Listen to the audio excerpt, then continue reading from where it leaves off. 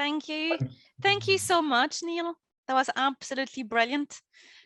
It's really got me thinking. But I guess.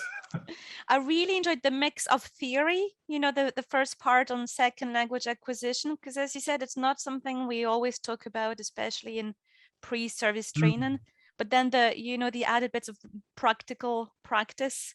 So it's really got me thinking about how I use noticing in my own teaching practice, especially with different age groups. Yes. Now, in order to prepare for this live part of the masterclass, Sophie and I had a chat about this yesterday. And one of the things I really picked up on from Sophie was her views on how noticing, which I had suggested on one of the slides, brackets, for adults, is actually really possible for teenagers, young adults, and possibly even younger learners. So Sophie, I mean, I've not been in a young learner classroom for a very long time, so I'm certainly not the right person to talk about it. But can you kick things off by suggesting, what you were thinking of in terms of noticing for younger than adults? And then let's see if we can hand it over to the colleagues who are joining us online. Brilliant, absolutely. I was thinking, I think when I work with teenagers, I think that might be the age group that's best at noticing, because I think they're going through that stage of being quite inquisitive and like to be independent, and sometimes don't really like to be told what to do. So I think whenever you you kind of give them that bit of freedom and say, look, I just want you to look at this, and what do you think about the language? I want you to notice 3 things maybe, or I want you to have a look at this kind of grammar. I find that it's giving that bit of independence that a lot of the time they really enjoy. And again, I'd love to know if any of our colleagues out there work with teenagers and what their views on that are. I find that with younger learners, for me, I think noticing works as we talked yesterday, it's like pattern recognition. So I find that if they're exposed to a pattern enough times, and if there's enough guidance through that pattern, it's a bit like kind of logic puzzle, then they'll be very good at putting things together. They may not have the language to articulate what they've noticed, but they'll be able to somehow work it out and start to use it. Right. And isn't it, I think that brings us on to the issue of the use of L1 in the classroom. But perhaps if we can just park that for just one moment, because as you said, I think it'd be really interesting to see what the people in our quote unquote audience, I like really to think more of as colleagues, feel about noticing. So you're suggesting with teens. Irina has just raised her hand. Irina, if you'd like to come on with the microphone as well and share any points that you have, please. Can you hear me well? Yes, hello, Irina. Yes, good evening, and I'd like to say that I really enjoyed your lecture. I feel like I was present at a university lecture. And what I would like to say about noticing, as far as I understand, it's our textbooks, they're all designed by authors to be nice for readers. So when students come, they open their textbooks and they already have what you have just said, highlights, boxes, nice colors. So it all attracts young learners. So as teachers, we just need to use textbooks properly. And I think noticing is just the part of our educational process. Authors of textbooks have already thought about it for us.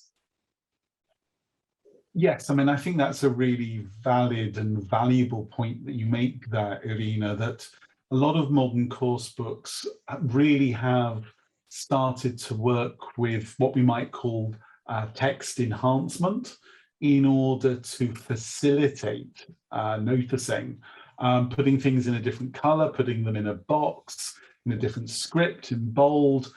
And I'm reminded here of teaching remotely using WhatsApp and how even with something that basic, you can put pictures, you can, to isolate language between, like, rather than using a parenthesis, could use 2 pictures of, a cartoon character or whatever it is, all of which help to make something more visible, which helps to notice.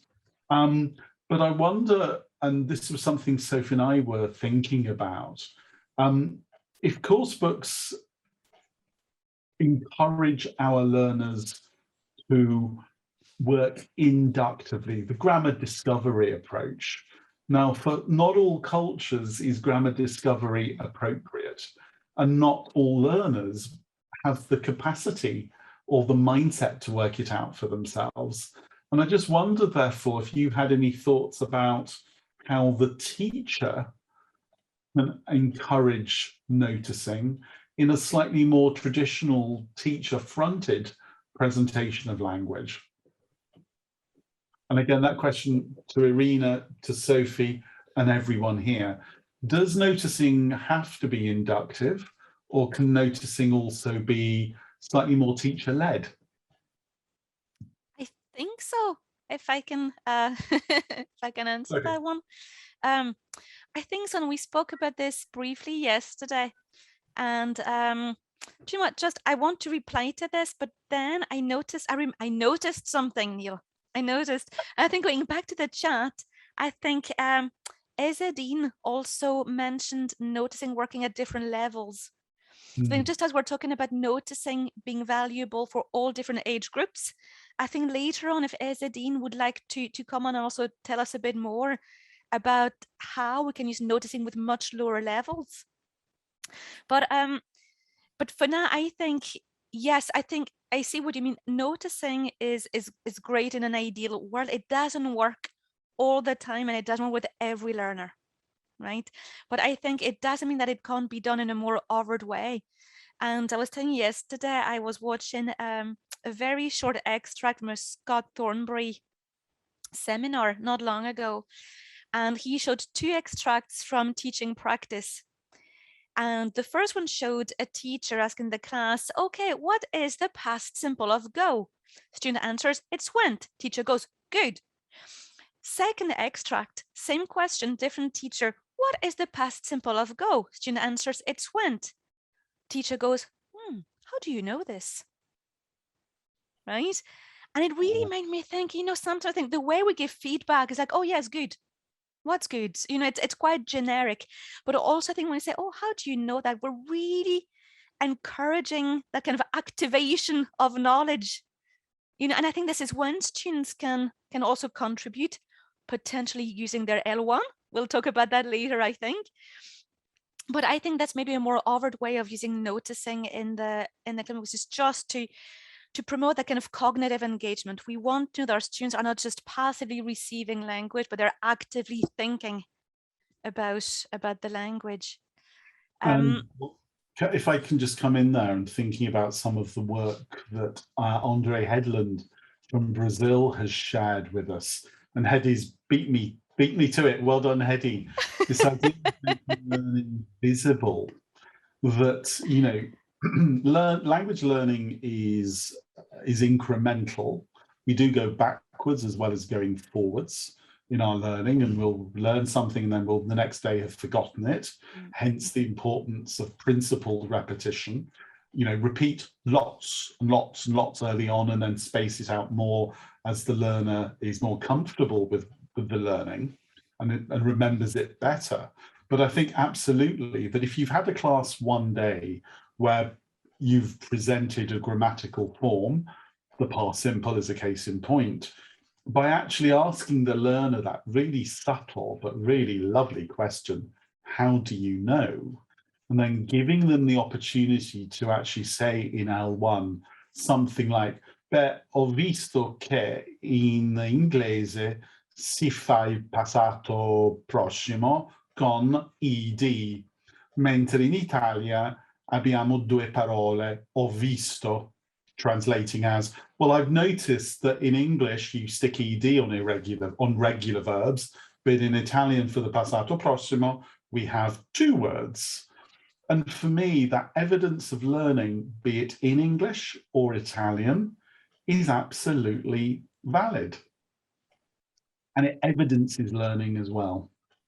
Laura's come back with an interesting point here, saying that her understanding is noting this thing is something which is personal and individual, happening within each student. And yes, you're absolutely right, Laura, but I wouldn't say it's just noticing that's a personal or individual occurrence, because language learning is a personal occurrence. So as such, my feeling about what you've suggested is that, you know, every classroom interaction, be it an activation activity, a grammar discovery activity, a teacher-fronted explanation, actually it will be received by each learner differently and individually. So as such, noticing, for me at least, might be received by the learner individually, but there is no reason why it cannot be used as a vocabulary, or very often perhaps more thought of as a grammar stage, but it's no different from task-based learning or the presence, or a very teacher-fronted presentation stage in a class. Perhaps Sophie, what are your thoughts on that before we come back and invite Laura to speak? That's a really interesting one. I feel it's getting quite philosophical.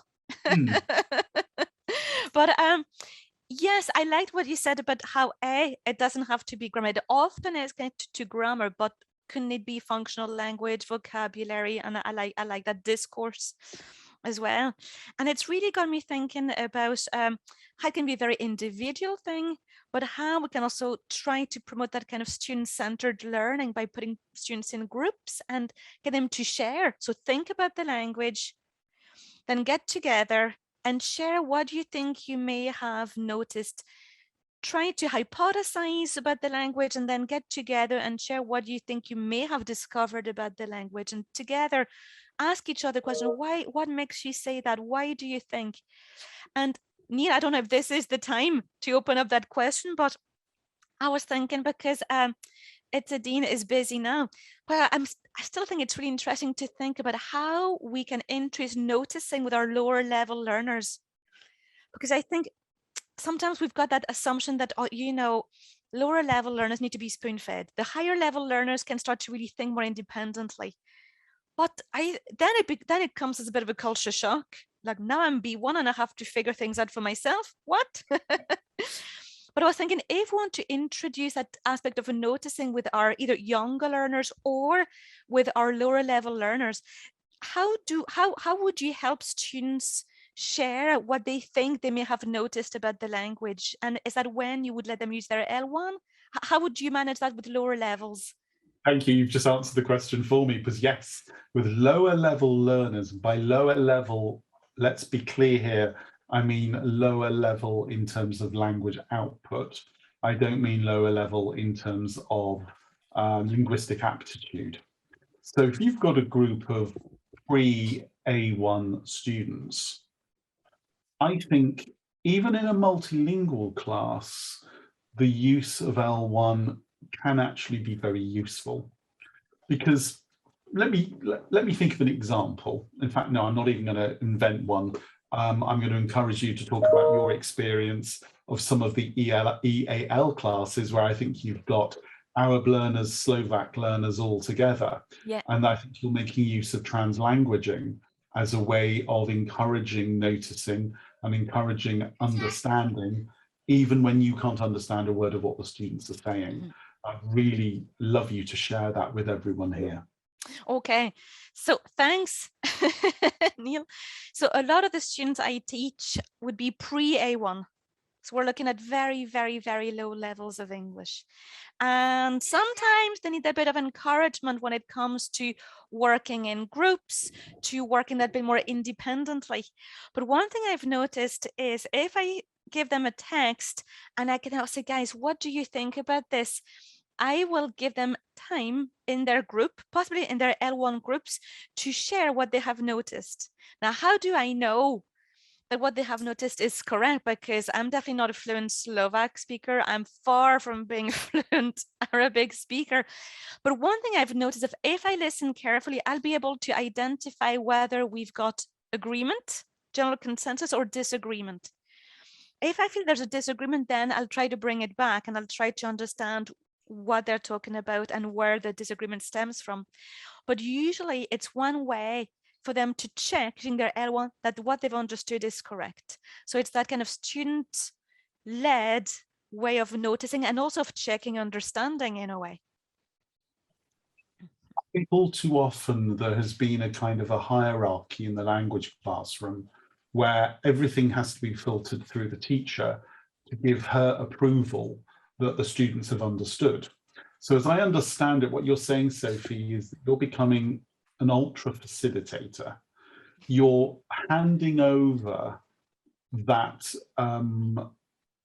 what's the word, validation of learning. I mean, yes, there's a risk involved, isn't there? They might completely agree and they've got the wrong end of the stick. But nevertheless, I think it's a really interesting strategy. I guess it's a bit of a high-risk strategy where we're in multilingual environments. I still think it's a really interesting one. But I certainly think in an L1 environment, in a monolingual environment, you know, there are many more international teachers of English who are not native speakers. And I think you and I, well, yeah, absolutely. I've been a non-native teacher of Italian. So, you know, I think in that respect, you know, we recognize the fact that one should not see the non-native teacher as the deficit model, because actually it's the dominant model culturally and globally. There are many more people around the world whose L1 is not English, who are fantastic teachers. But let's face it, a good teacher is not defined by the country they happen to be born in. They're defined by the teacher qualities that they bring to their classrooms. So I think in that respect, the really skilled teacher is the one who says, right, I'm going to hand it over to you right now. And, you know, as time goes by, the metacognitive language increases and the students will be able to express themselves by choice in L1, L2, or code switch between them when they're explaining that grammar point. But why can't we allow beginner students to have that discussion? Because that's really involving them to the max with the language and involving an understanding and creating a system for themselves. Mm-hmm. I don't want to hijack this discussion, but it does seem to me to come back to Laura's point. I actually am not a hardcore cognitivist when it comes to second language acquisition. I find myself much more on the social constructivist side of things, where people learn together and where the co-construction of knowledge is really important. And I think what you're talking about is those students co-constructing. They just happen 100%. To language. But also in terms of that point about the processes are internal. But by externalizing and sharing the internal process, you know, we've seen earlier on that there is a lot of evidence for noticing developing metacognitive understanding of language. So then we come unstuck. Declarative knowledge doesn't necessarily mean procedural knowledge. Just because you can talk about the grammar doesn't mean to say that you can produce it. But that doesn't mean that declarative knowledge in itself is bad. What we're aiming to do is bridge, surely in the classroom, by providing learners with the opportunities to transfer their declarative knowledge into procedural use. Through practice as well. And I think that's what social constructivism all about. Let's talk about it in Slovak or Arabic. Now let's practice it in English. So of course, Laura, I totally agree with you. It's an individual process, but it doesn't have to remain siloed. I think that would be my answer.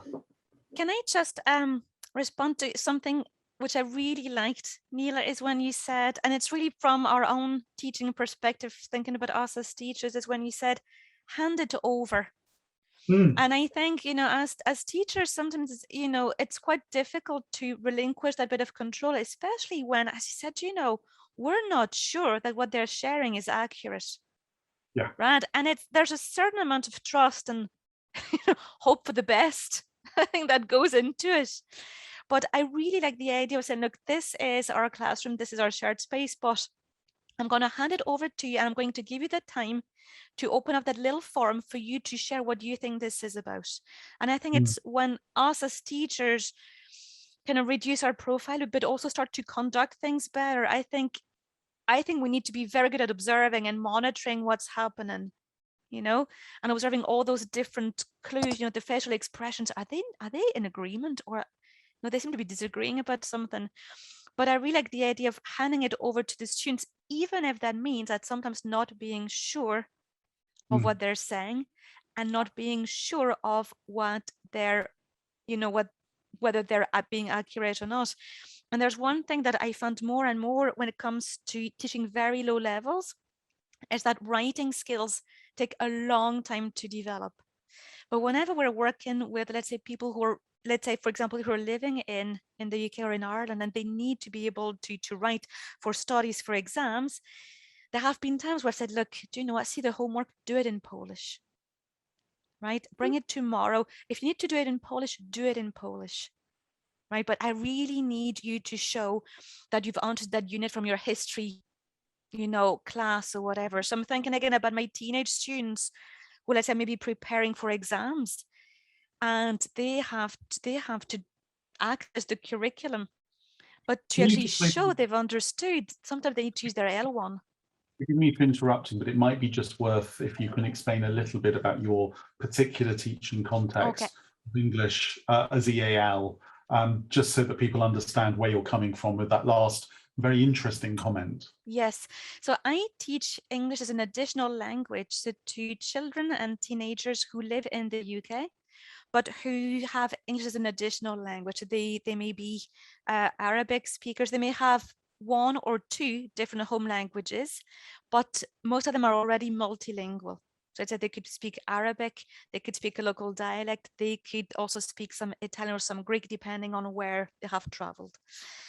But what we are encouraging teachers to do now in the schools is to say, look, let the kids write in their home language. Because what matters is that they feel they can participate in the curriculum. As teachers, at times we won't be able to mark their work. Now, there are tools nowadays where we can use Google Translate, as with the scanner. It's not 100%, but overall it might let a teacher know whether they've got a fair idea. I might give teachers an idea, did they get the gist of what the unit was, right? But also it can be a matter of saying to somebody else, can you check their work? So I'd say, you did your homework in Polish, that's great. Well, look, I've got another Polish speaker here. Can you tell me, what do you think about this? So it's really about developing connections between students to help each other. And I think this is when L1 becomes a tool. It's not something we use for the sake of using. It's not something we use to prove a point. It's really just to use as a tool, as kind of meaningful tool for learning. Fascinating. I mean, I'm thinking about the context I work in and perhaps the context of many of the people joining us today. My context is a multilingual classroom in a private language school in the UK. I think many of the people joining us are either working in state schools where English is a curriculum subject, either teaching English or teaching subjects through the medium of English, or perhaps working in private language schools. And it strikes me that what you've been suggesting could work incredibly well in CLIL contexts. I'm not so sure about how it would work in a private language school, but I'm also very aware that the private language schools in the UK, in Australia, we're the minority. We're not the typical one. Can I bring it back though to young learners? Because I think we've been hovering around that for a long time. And I think it's been really interesting to see what we think about that. Laura has just talked about working with 3 to 5-year-olds. So wow. Can we maybe I'll invite Laura back on, and Laura, if you're willing to just tell us a little bit about how you do this, that would be fascinating. Hi, can you hear me? Hi, we've got you loud and clear, Laura. Thank you. Yeah. Obviously, with this age group, it's playful language learning. So they're pre-literate. So you can't do any grammar or vocab activities in that way. But it is very interesting how quickly the kids, I always read, I would base a month's worth of lessons once a week or so for 90 minutes or an hour with them. And we'd usually base it on a book, storybook that, find that I would bring. I'm in Germany, I'd bring it back from Ireland when I'm home. And then there's this repetition every week, and then we would act it out, draw pictures of the characters from the books. But I noticed very quickly how the repetition, how they themselves start filling in the gaps. So I usually would read the second or the third time, and I would start saying, oh, my name is John, and I live in a pumpkin. The more stupid, the better, usually with the kids. And then they'd all go, no. And then you'd go, what's wrong? And then they would say, and they would tell me maybe in German, or not pumpkin house, which I suppose is noticing at its very basic sense. And of course, some would get it faster, but through repetition, I think the next time you read it, you would maybe make the same mistakes and see who else caught up. Brilliant. Interesting, isn't it? Because you're not asking, noticing is often associated with asking a question. But in fact, what you're doing is providing a different kind of prompt. Not a question, but it's still a prompt which the young learners recognize as an opportunity for noticing that there's something not quite right here. And as you say, it's playful. Yeah, they love telling you you're wrong. Even the three-year-olds. Cool. I mean, do you have any other kind of thoughts on other types of noticing activity that you have made use of working with this age group, Laura? I don't work with that age group now anymore. I'm working with university students. There was just one I remember we got the most use out of, but we used to I used to do an awful, like I said, what do you do with 3-year-olds? We used to role play a lot. So when I'd be teaching fruit and veg and things like that, I had lots of, these little toy food, you buy a little cash desk, a little till, and I would be the shopkeeper. And firstly, each of them would have to draw a picture of their shopping list and put 3 things on it.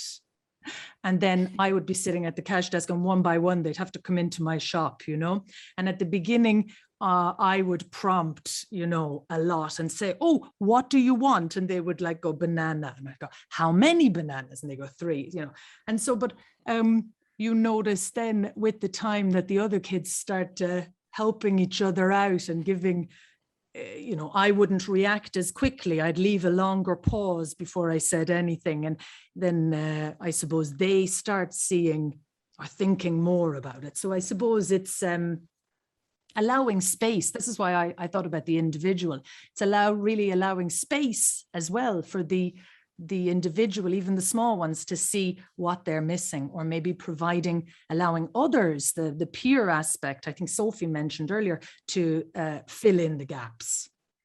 And I think that's a really interesting one, isn't it? Which brings us all the way back to noticing, because noticing, as Michael Lewis looked upon it, in terms of noticing within the lexical approach, was all about observing, hypothesizing, experimenting, and then looking at the difference.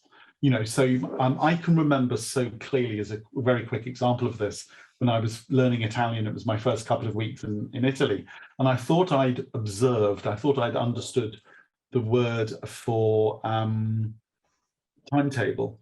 So I walked up to the ticket area in the train station in Bologna and said in my best English Italian accent, "Buongiorno, vorrei un orologio di servizi ferroviaria per cortesia," which roughly translates as, "Can I please have a wristwatch of your train services?" Mixed up orologio and orario.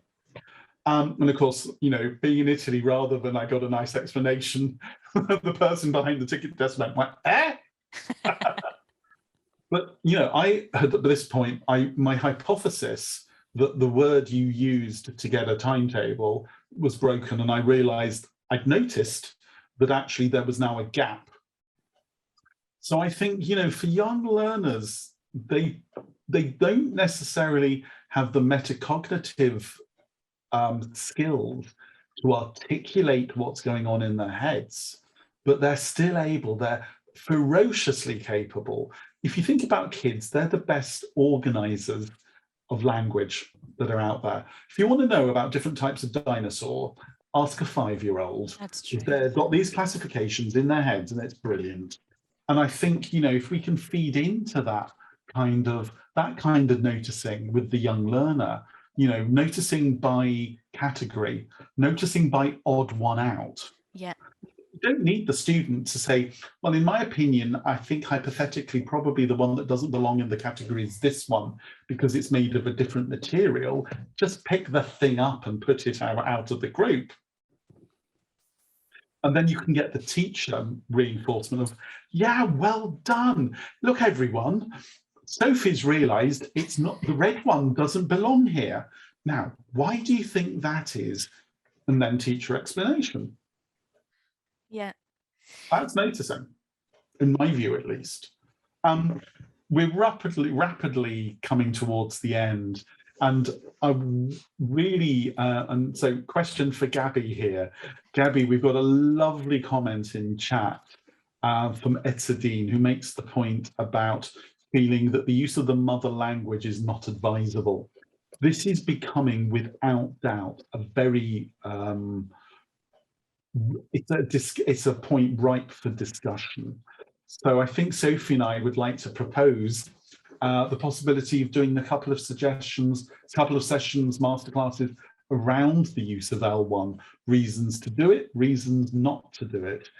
I think what I would say, Etzadine, is that this goes right to the root of our teacher identities, partially based on our training, partially based on how we were taught as learners as well.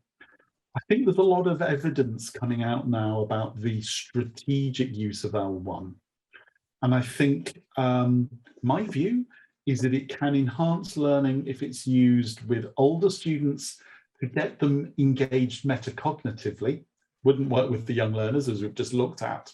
But it also can help massively with the reflection of teachers. There's lots of teachers around the world who are much lower than the level of everyone here today, who would struggle to participate in a reflective cycle in English. So why not let the teachers participate in a reflective cycle in their first language? Because reflection is such an important way of developing ourselves as teachers. But I'll leave that with Gabby and the rest of the masterclass team to think about as something that I think would be a fascinating thing to do. Sophie, any final comments or suggestions you'd like to make as we come towards the end of our time? There's always one. It got me thinking, right, about the use of L1, and I was thinking about, you know, whether you have a monolingual group or a multilingual group. One thing that I think works quite well is when we look at translation, is let's say, you know, if, as you said, you know, you've used a text to develop receptive skills, you'd say then, well, do you know what, I would like you to take this paragraph and translate it into your home language now. And students can do that collaboratively. Maybe leave it for a week. And a week they say, okay, remember that translation you wrote in Polish or in Slovak or in Arabic? I would like you to translate it back into English. And then they get to compare their English translation with the original. It's not going to dig to glass down, which is the idea of noticing the gap. Sophie, that's a genius idea. You've given me and you've given everyone today two real takeaways, I think. What you've just talked about, but also that fantastic question, how do you know that? That's Scott Thornbury. I can't take the credit. I'd love to. Why did I say it was him? Why? you pass it on. Take that credit. Own it. Sophie, it's been an absolute pleasure I've Likewise. massively enjoyed this session. I was a bit nervous putting it together. I thought, oh, where do I begin? It's such a huge area. Everyone's going to know much more about SLA than I do. But I hope that we've been able to situate SLA situate noticing within SLA, but much more importantly, play with how we can actually then use it to our students, our learners' advantage in the classroom. And for me, that's what it's all about. Brilliant. Neil, thank you so much. I'm really pleased I got to meet you and be part of this masterclass session. And I know I will keep going back to the presentation because there are loads of people that you quoted, loads of references. I'm thinking, ooh, I want to know more about this. So thank you so much for doing all the hard work of putting it all together for us. Thank you. Pleasure, genuinely.